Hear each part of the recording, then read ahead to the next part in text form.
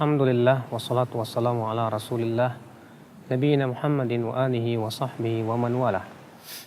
Asyhadu an la ilaha illallah wahdahu la syarikalah wa asyhadu anna Muhammadan abduhu wa rasuluhu wa ba'd. Apa perasaan kita ketika melihat pemandangan yang sangat indah? Pasti kita akan merasa senang sekali. Kita ketika melihat pemandangan di pantai yang begitu sangat subhanallah menunjukkan akan keindahan ciptaan Allah Subhanahu wa taala, pasti hati kita akan suka. Kita merasa betah dengannya.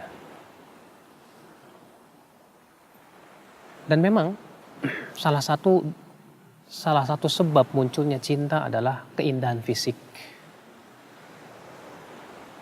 Ketika kita melihat pemandangan yang indah, demikian pula sesuatu yang cantik, sesuatu yang mengagumkan ya mata kita, kita akan merasakan kenikmatan subhanallah. Kita merasakan merasa senang kepadanya. Ikhwatal Islam, di antara salah satu sebab munculnya cinta adalah keindahan fisik. Tapi tahukah Anda bahwa keindahan fisik akan mudah sekali hilang. Ketika seseorang mencintai sesuatu karena keindahan fisik, pasti akan ditimpa yang pertama kebosanan. Atau yang kedua, sesuatu yang indah tersebut segera hilang. Kemudian digantikan dengan sesuatu yang tidak indah. Betul. Maka dari itu ya akhi azani Allah wa iyakum, keindahan yang hakiki, yang kekal adalah keindahan maknawi. Keindahan bukan hanya sebatas fisik, akan tetapi keindahan yang disertai dengan kebaikan hati, jiwa, akhlak, agama. Iya. Coba kalau kita gabungkan dua keindahan ini. Sudahlah indah fisiknya, indah pula maknanya, indah akhlaknya, indah agamanya, subhanallah, luar biasa.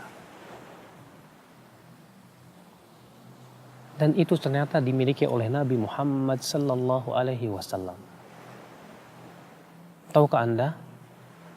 Nabi Muhammad sallallahu alaihi wasallam adalah orang yang paling indah wajahnya, yang sangat indah tubuhnya, senyumnya yang menawan, matanya yang lebar dan indah, hidungnya yang mancung, kulitnya yang putih, pundaknya yang luas, dadanya yang bidang. Pasti yang melihat Nabi Muhammad SAW akan merasakan rasa cinta hanya sebatas melihat fisiknya. Nabi Muhammad ternyata akhlaknya luar biasa. Tidak ada seorang pun yang mengenal Nabi Muhammad SAW, bagaimana akhlaknya, bagaimana kehidupannya, pasti dia akan merasa cinta.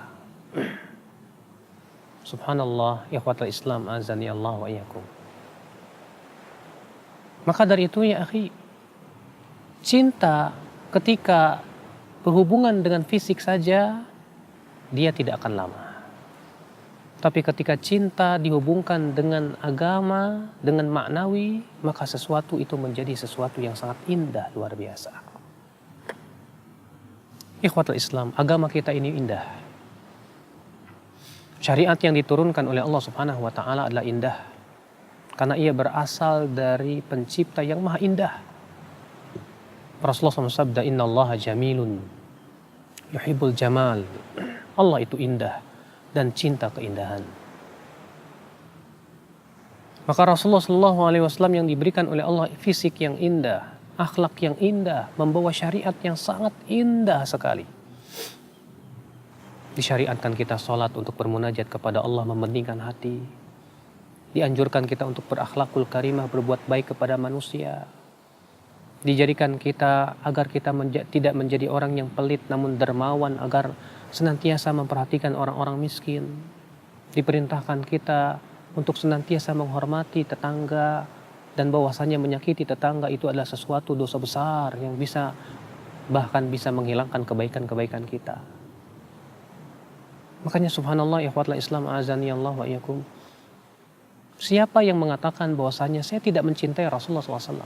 Kalau dia mengenal Rasulullah SAW dengan sebenar-benarnya pengenalan, bagaimana keindahan fisiknya, keindahan akhlaknya, keindahan agamanya, syariatnya, dia akan betul-betul mencintai Rasulullah Sallallahu Alaihi Wasallam. Namun, apakah cinta itu hanya sebatas di lisan? Kalau sebatas di lisan, cinta gombal namanya. Hanya sebatas berkata, saya cinta Rasulullah, saya cinta Allah. Tapi kita ternyata tidak mencintai syariatnya. Ternyata kita tidak merasakan keindahan syariatnya di dalam dada-dada kita. Ketika kita diperintahkan sholat, kita melakukan sholat tapi hati kita terbang entah kemana. Bahkan mungkin kita berkeinginan untuk segera selesai dari sholat, sehingga kita tidak merasakan bagaimana indahnya sholat. Ketika kita berpuasa Ramadan, kita berharap agar puasa itu segera selesai. Tidak lagi merasakan keindahan puasa dan ibadah kepada Allah. Ketika kita diperintahkan oleh Allah untuk sedekah dan zakat, kita lakukan itu karena keterpaksaan. Tidak lagi kita merasakan keindahan bagaimana manfaat sedekah yang dirasakan. Tapi lisannya berucap, saya cinta. Saya katakan cinta gombal kamu tuh. Karena cinta butuh pengorbanan ya. Cinta itu harus ada pengorbanan pada diri kita untuk menjalankan perintah Allah, menjauhi larangannya. Coba lihat pemandangan yang indah ini. Dan pikirkan baik-baik. Kalau Allah mampu menciptakan pemandangan yang begitu indah, bukankah menunjukkan bahwa Allah Maha Indah dan syariatnya indah? Dan tidak mungkin Allah menzalimi hambanya, betul? Nah, demikian pula Rasulullah SAW sangat sayang kepada umatnya. Rasulullah SAW membawa kepada kita sebuah peraturan yang sangat indah untuk kehidupan manusia. Maka akal Islam berarti cinta butuh kepada konsekuensi. Allah Ta'ala berfirman, "Qul in kuntum tuhibbunallaha fattabi'uni yuhibbukumullah wa yaghfir lakum dzunubakum." Katakan, jika kalian memang mencintai Allah, maka ikuti aku. Siapa itu Rasulullah? Niscaya Allah akan mencintai kalian dan mengampuni dosa-dosa kalian. Taib, saya cinta Rasul. Apakah mencintai Rasul hanya sebatas dengan bernyanyi-nyanyi, mendendangkan tentang cinta ia kepada Rasulullah? Tidak. Tapi hakikat cinta Rasul adalah kita ittiba'u Rasulillah salawatullahi alaihi wasallam. Mengikuti sunnah Rasul, mengikuti perintah Rasul sallallahu alaihi wasallam. Lalu merasakan keindahannya dan kedamaiannya ketika kita mengikuti sunnah Rasulullah sallallahu alaihi wasallam. Siapa yang tidak merasakan keindahan syariat Allah, ia tidak akan merasakan keindahan surganya.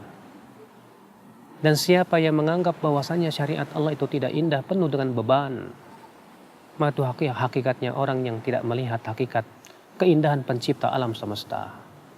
Lihat, Allah Subhanahu wa Ta'ala memperumpamakan orang-orang Yahudi dan Nasrani yang diberikan kepada mereka Taurat, tapi mereka tidak mengamalkannya dengan sebenar-benarnya. Apa yang terjadi? Allah mengatakan perumpamaan mereka seperti keledai yang membawa kitab-kitab besar. Kenapa Allah memberikan perumpamaan keledai yang membawa kitab-kitab besar? Karena keledai tidak tahu apa yang dia bawa di atas punggungnya. Bagi keledai itu semua hanyalah beban, dan beban. Maka orang yang menganggap syariat ini tidak indah, syariat ini hanyalah beban, berarti, maaf, Allah Subhanahu wa Ta'ala mempermisalkan dia sama dengan keledai.